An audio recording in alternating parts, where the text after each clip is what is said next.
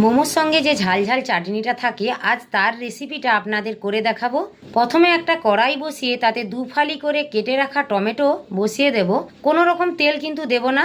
আর কয়েকটা রসুনের কোয়া দেব আর 2টো শুকনো লঙ্কা বসিয়ে এপিট ওপিট ঝলসে নেব। দেখুন কি সুন্দর কালচে করে হালকা ঝলসে নিয়েছি। এরপর টমেটোটা ভালো করে ঠান্ডা করে নিয়ে অল্প জল দিয়ে একটি মিহি পেস্ট বানিয়ে নেব।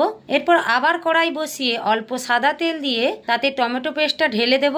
টমেটোটা ফুটে আসার পর পরিমাণ মতো লবণ ও স্বাদ অনুসারে চিনি দেব আর 1 চামচ ভিনিগার ও 1 চামচ সয়া সস দিয়ে ভালো করে মিশিয়ে বেশ কিছুক্ষণ জাল দিয়ে টমেটোর জলটা মেরে নেব।